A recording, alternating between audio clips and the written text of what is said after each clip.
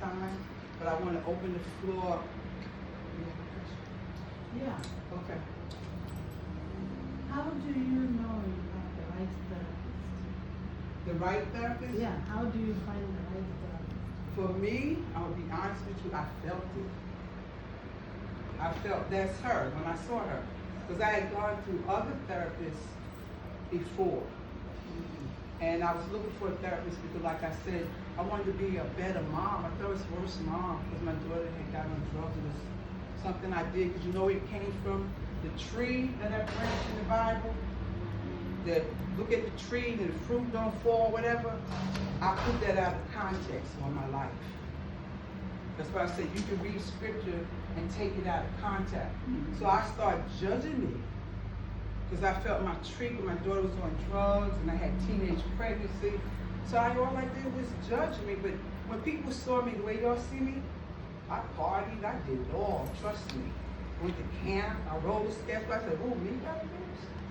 I did all, I ran camping programs. I went over EF flooding, I did all kinds of stuff. I had no idea anything was wrong with me, but I did remember when I married my husband, I asked my mother, had anything happened to me? Because I started feeling strange within myself. Like quiet, I would just get quiet, I wouldn't talk. I didn't know what was going on. And she said, no, like most others. But anyway, a lot of times parents really don't know. And then those that do know, it's hard. And like she told me, I said, you stayed, you know this was happening to me? Did you know? I was angry. And she just answered like this. Sis, where was I going to take 7 kids? Shut me right down. In the 50s, where was you going? Where was you going? So back to your question, I think within your inner self, you'll know, but I would tell anybody, don't go in there looking for instant gratification. It's not microwavable.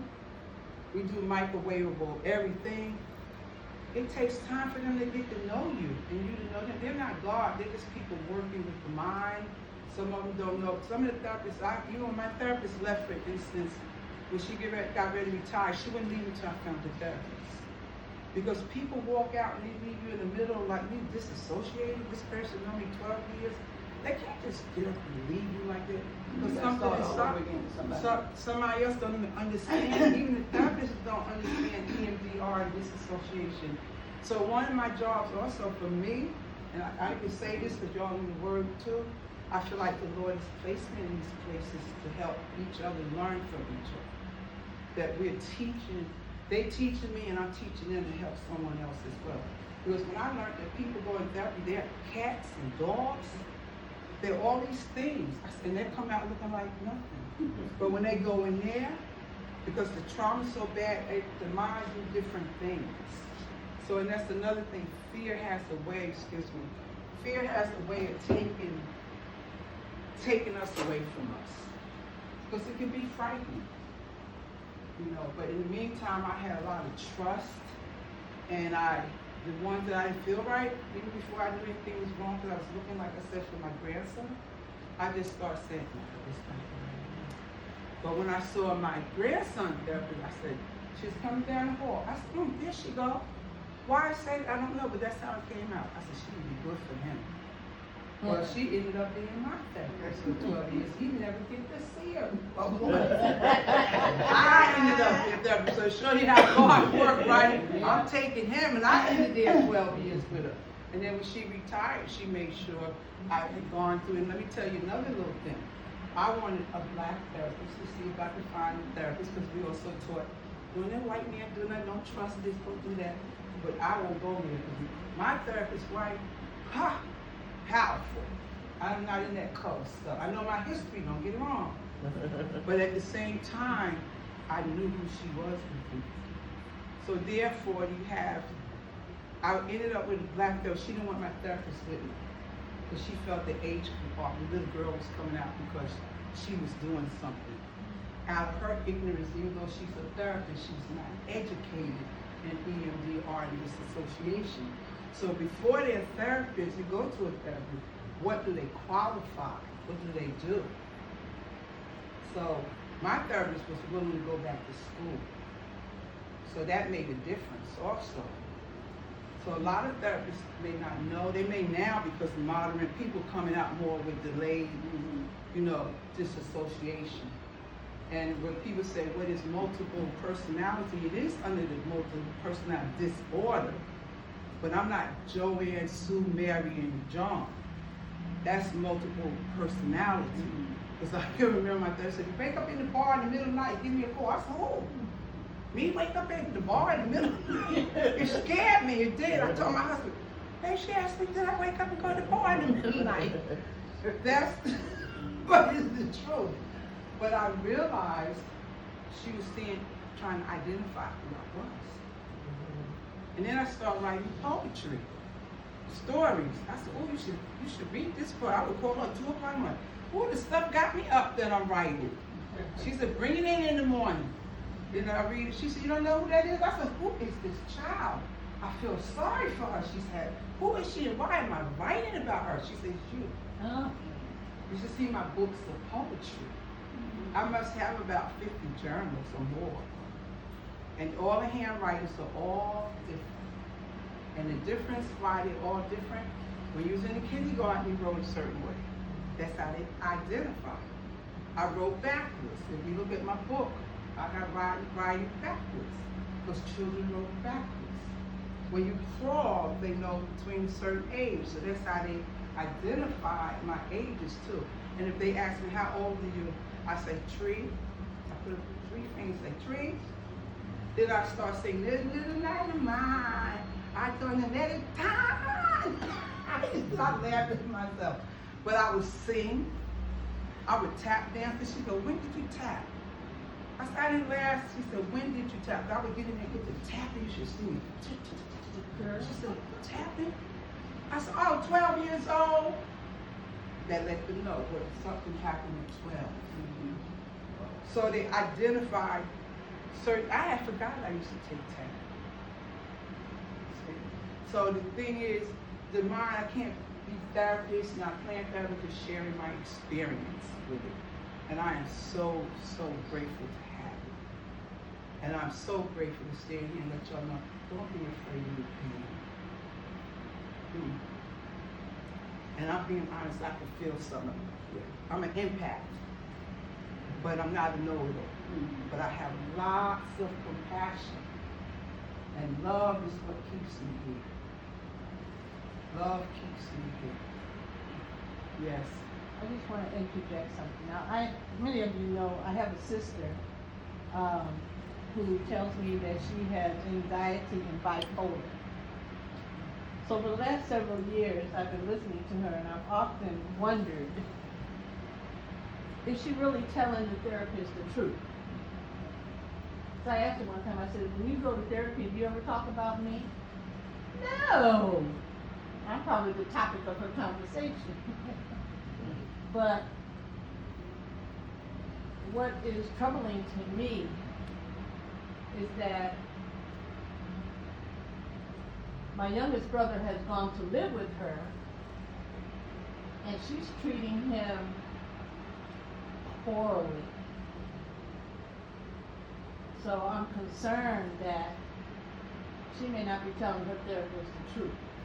But she's unhealthy, and she's not who we or how we think people need or should be. Because unhealthy and untreated mental health is dangerous to ourselves and others.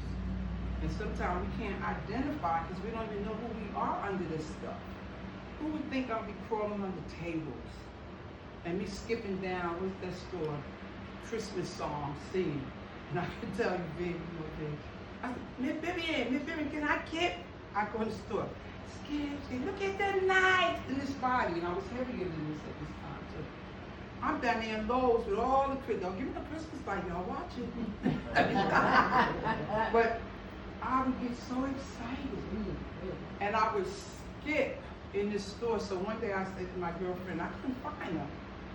And I said, Miss Vivian, I would call you Miss. Even though I know how old I am, you could ask me, who are you, where you live, what you do, I tell you all of it.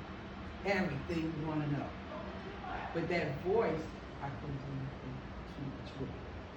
So she said, look, JoAnn, I told you you could skip, but I didn't tell you I'm gonna stay there and watch you. Because you never know what behaviors of a child are gonna do. I still ride today. I still ride the slides. I still swing. I love them. I used to go to Chuck E. Cheese. This is no lie. I didn't know I was disassociated. I swear. You know that yellow thing, you get up with the kids and they go through it? I get up in there too. Oh my God. I never paid any attention. I just thought I enjoyed life and let me just do what I want. And I get up there with the kids. And somebody said, you know, I said, that's not a problem. We got too many rules. Too many rules. You know, sometimes we need the child within us to come out and throw the water on each other, have some fun. About your sister, because my grandson, I have a grandson who has issues. I don't know exactly what they are, but he told his doctor, they know better because they're at the doctor. I mean, they are doctors. They have some training, and they talk enough to put themselves in a hole. So, but he told the doctor that he had to take care of his grandmother because his grandmother had Alzheimer's. That's true. That me. And his grandmother had Alzheimer's. That and he had, he couldn't stay there because he had to come take care of her and she needed his help. And he was the one who had to fix her food and do all these things and help her get dressed and all that. So they know better. The therapists, they know better. Oh, They know to a degree. They don't know it. I guess depending on who the person is, how extreme the lie would be. But I took offense to it. It's like, do they know that? My son, because he was with him, he had taken him, and he told him, he said, do you really think anybody thinks he's taking care of anybody? He can't take care of himself. So they get to know them like that. Yeah. Too. They have to decipher too. But anyway, I'm ready to release the floor. Anybody have a question for me? Because I'm going to let the next person have the question, the one about forgiveness. You wanted to ask me something? Anybody else have a question?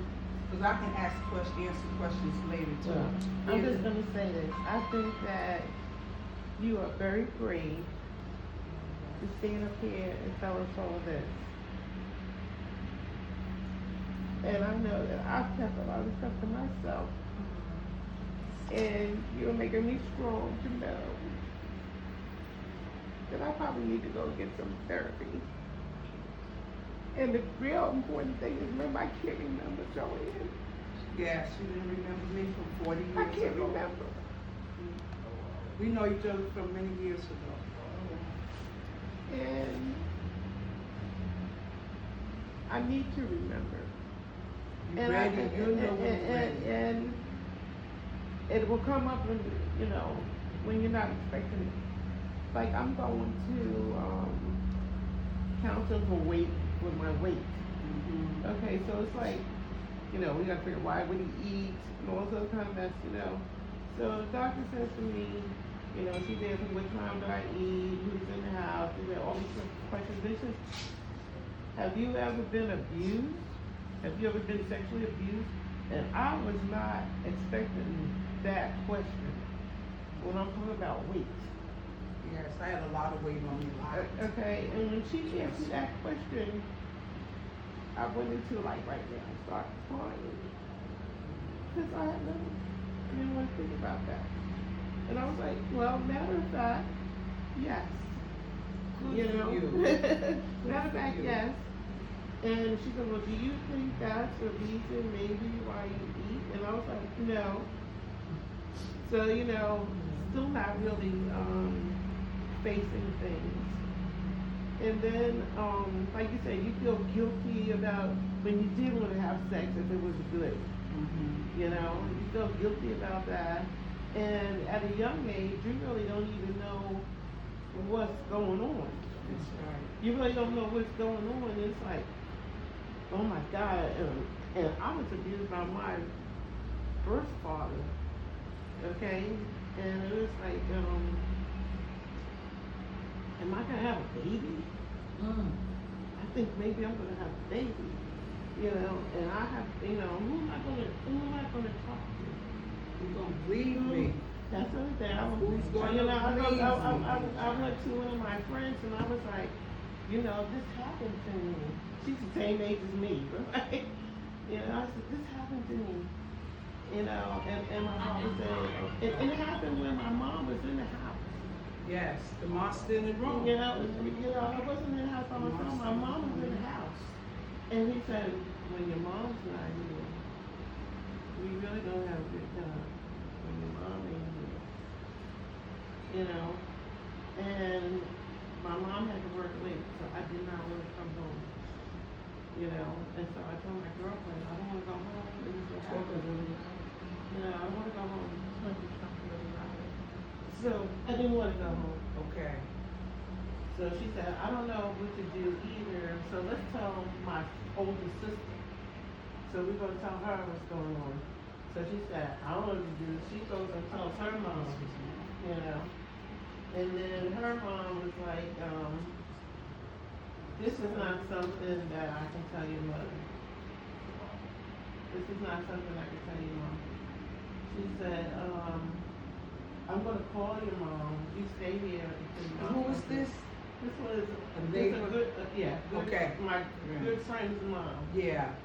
Okay, so she said, well, and, I'm gonna call your mom and tell your mom that you need to talk to her when you come home. So I didn't go home till my mom came home, you know. And it's like, yeah, when you're telling the story, my mom was looking at me like, I can't believe this. I just can't believe this, you know. And I'm like, so, do you think I'm lying? Do you think I'm lying? She says, no, I don't really think that you're lying, but it's just so hard for me to understand. And then you wonder, like you said, why do you stay with them after this happened to me? I don't understand why you stay with them, you know. And back in the 50s, like you said, they don't know what to do. They don't know what to do. My mom went to the church. You know, we were raised Catholic. Going to the priest, and my mom was like, they were acting like she really didn't know what she was talking about. They didn't acknowledge that, you know. And then, but it was happening again and again, you know. And then my mom was like, well, we got to do something. And then other people from the outside that don't know what's going on, they're making judgments, you know, making me look A lot like of a bad things guy, to go against. you know. A lot of stuff went against you. And I remember it was New Year's Eve, and we were all at my grandmother's and my great-grandmother. You know, we all got together on New Year's Eve, and when it turned midnight, everybody went around kissing and hugging everybody because it turned midnight. And my great-grandmother says to me, you didn't kiss your dad. You didn't kiss your dad. And I was like, I'm not gonna kiss my dad. So, you know, she says, I think that's awful that you don't kiss your dad. And, you know, she just started digging into me for not kissing him. You felt like you were like the enemy, but You the know. enemy was over there, right? Disrespectful kids. No, this is my mother's grandmother. Okay, and so I'm saying, and then, you know, this is a big family secret. So you can't say Most of them, anything. yes. It's a big family secret. And I'm You saying, know that one. Ma, if you knew what he did, you would throw him out of your house right now instead of chastising me. You would throw him out if you knew what was going on. You Can know? I interject on some of that? Even if they know they don't want to believe it, and they don't want to deal with it, so they'll turn it to some other. I even had my mother send, remember Dear Abby used to come out? Oh, yeah. And somebody had wrote this story about the father telling this story that was supposed to happen, that, and the girl ended up lying. Well, my mother sent this to all my friends, and people that I would call them, Mom, I talked to, so I said, I talked to Bernadette. I talked to Charlotte. Well, she called me behind me and talking. So I'm talking like this child, and this child, she had had a nervous breakdown, and you got a breakdown to build up anyway, okay? So, but most importantly, in our culture, it was a breakdown. Mine was, I was so confused with my life and didn't understand, but I didn't fear it, because God told me don't fear it. I do remember that very strongly. I did have fear, but I didn't fear my reality in the sense of, like, where I look at other people, they remembered what happened to them. I didn't. I had to go through cell memory, when you're going through mental memory, where I could actually feel my rectum being excruciating pain, even in this adult body, because I had to relive it to connect it to the mind. I can see blood run down between my legs and nobody touched me, and blood is running down my leg. People don't believe that, that's true. Bruises and marks came up on my body that nobody touched me. The mind is so powerful. So when it's time to remember, we have to connect everything. And I would gag so much in my therapist's office. Some of that probably on film. And my throat would stay sore for 2 weeks from all the penises in my throat. I know it's graphic, but this is how people say, I know what happens to my children. No, you do not. That man grooms them children from a baby. You go on, you don't know the penis from a baby face. You know nothing. So first you need to identify what is sexual abuse. What is the violation? And you're going to go up against people you know going to believe you and they're not. Because it's easier to put you, as I told my mother, you was a sacrificial lamb. I was a sacrificial lamb. And I wasn't treated very nicely. I was devastated. Because the way my family and I were, we were close, we did everything together, so I thought, in my illusions. So, but am I mad at them about it? Culturally and all this stuff? It has nothing to do with being mad, but I had to process what was the difference. That's why I said therapy takes time.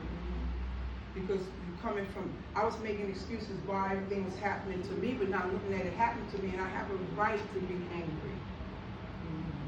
See, I wasn't even giving myself permission for that. I was supposed to make an excuse for everybody. And plus, I didn't believe it. Then I got a list of over 20 men. Oh, wow. Over 20 from the farm. So that's why I smell hogs and pigs. But the good part is, I thank God so much that I didn't connect to that stuff as a child, because I could have been probably institutionalized. And we do a lot of things. I had teenage pregnancy, and when you said pregnant, to this day my daughter would get mad and say, my father, my step. I said, no, he's not. I used to tell her, you insult me, I'll tear your ass up in court. Excuse me, y'all, but that's the way it came out. I'll take you to court. Because you could get a test. Because people were talking. She don't remember. She don't know. She don't know this. And then that same man and the men, uncles and everybody, my mother took care of them financially.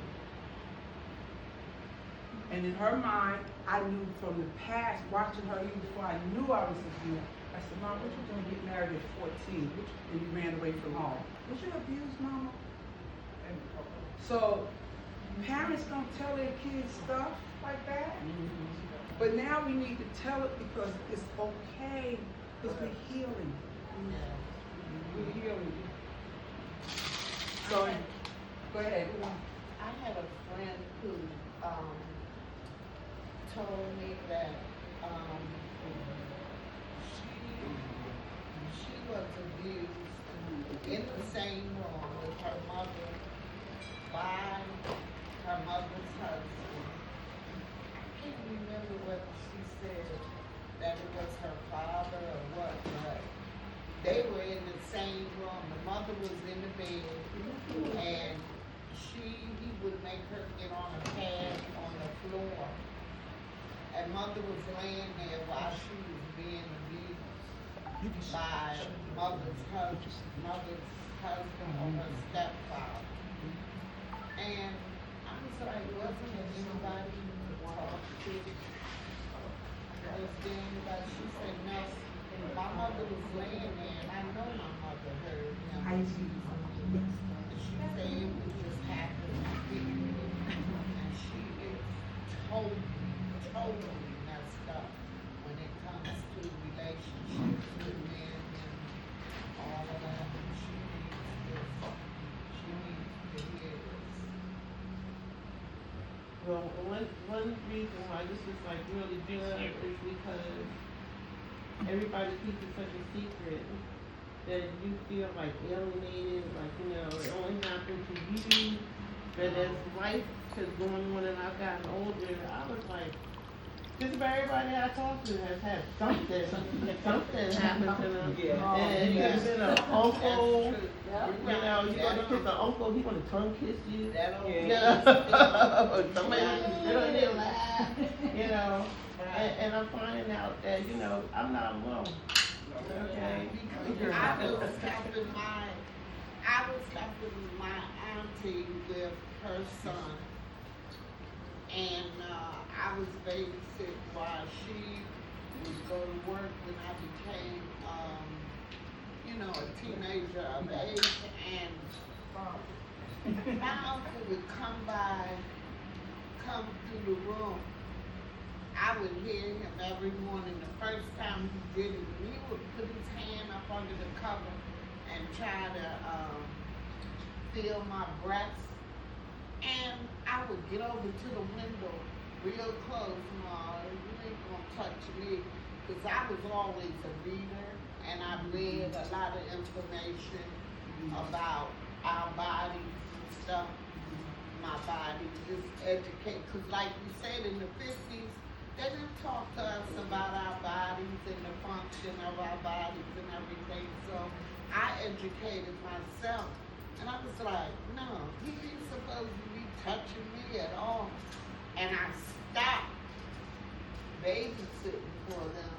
I went home and I told my mother, I'm not going back to babysit. She said, why? I said, I just don't want to be there anymore.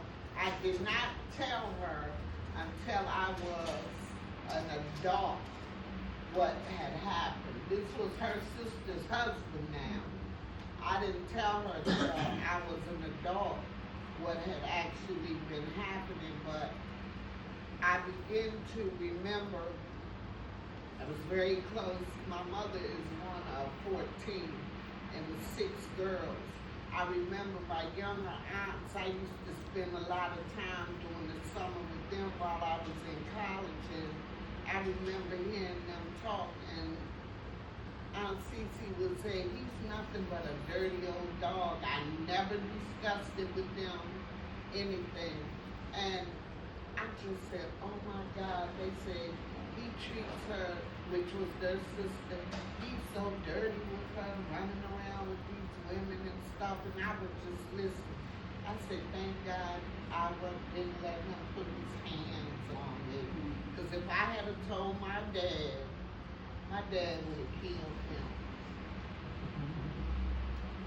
I want to say something about that too, with abusers. What happens is with an abuser too, you think somebody's gonna get killed, so you don't tell it.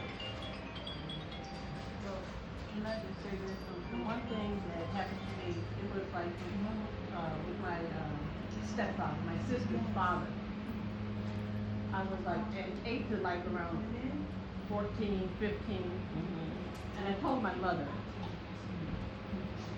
and she got a divorce. But listening to all these things, I don't think she ever got over it. You understand what I'm saying? I don't think she ever resolved it, because I don't ever remember her going to any therapy or anything. And I think after that, I always felt like she treated me a little differently, you know? But So everybody knowing now, she said, you know, my mom knew, okay, and then she said, well, we need to tell somebody, because if I were to die tomorrow, nobody's gonna believe you. She says, I don't know what to do. She